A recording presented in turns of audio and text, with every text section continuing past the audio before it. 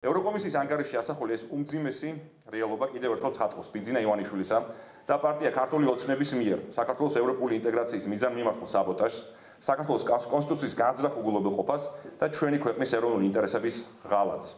ანგარიში ასახული ვითარება, რომელიც განაპირობა ქართული ოცნების მიერ სახელმწიფოს მიტაცებამ და რომელიც ყველა ქართველისთვის კარგადაა ცნობილი, უპირველეს ყოვლისა ძირს უთხრეს ქართულ სახელმწიფოებრიობას, საქართველოს მომავალს, ჩვენი სამშობლოს განვითარებას, საფრთხეს ქვეშაყენებს ჩვენი და ჩვენი შვილების მომავალს, ეს მართლობა, რომელსაც მიტათა ძალაუფლება ჩვენს ქვეყანაში არ მარტო გვაშორებს ქართველების ბევრი თაობის მრავალსაუკუნოვან ევროპული არჩევანს და ისწრაფებს არამედ ანგრევს საქართველოს სუვერენიტეტს, სახელმწიფოებრიობას და მხოლოდ ოკუპანტი ქვეყნის რუსეთის ინტერესებს ემსახურება. დღეს, როდესაც ევროკავშირის კანდიდატი ქვეყნების ლიდერები ესწრებოდნენ ევროკომისიის ანგარიშის წარდგენას ბრიუსელში, საქართველოს ადგილი იყო ცარიელი. ქართული ხალხი არ იყო წარმოდგენილი იმ ქვეყნებთან ერთად, რომლებიც საკუთარ თავს ევროპული ოჯახის განუყოფელ ნაწილად მოიაზრებენ და უახლოეს მომავალში ევროკავშირის წევრობისთვის ემზადებიან.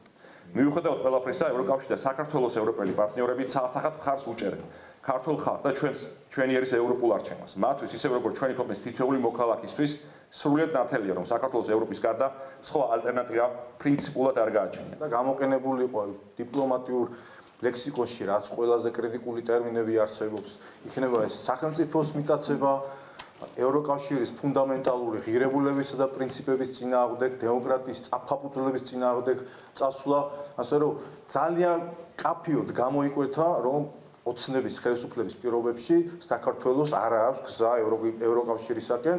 ამასთანავე ითქვა, რომ ესეთი ინსტრუმენტები, როგორც არის სასამართლო, მიტაცებულია და პოლიტიკური ნიშნით არის გამოყენებული, ხდება ადამიანის ფუნდამენტალური უფლებების და თავისუფლებების შეზღუდვა, უკანონო დაკავებები და შემდეგ მოთხოვნებში, რა თქმა უნდა, დაფიქსირებულია, რომ ეს საშინელი კანონმდებლობა რეპრესიული, რომელიც არ შეესაბამება ევროკავშირის ღირებულებებს და პრინციპებს, აუცილებლად უნდა გაუქმდეს და რეფორმები უნდა განხორციელდეს და შესაბამისად უნდა დაუბრუნდეს საქართველოს გზას. ძალიან კრიტიკულ და უმძიმეს ანგარიში არაფერია ისეთი, რომელიც ჩვენ საქართველოს მოქალაქეებმა, ადამიანებმა, ვისთვისაც ეს ქვეყანა ძვირფასი არ ვიცით.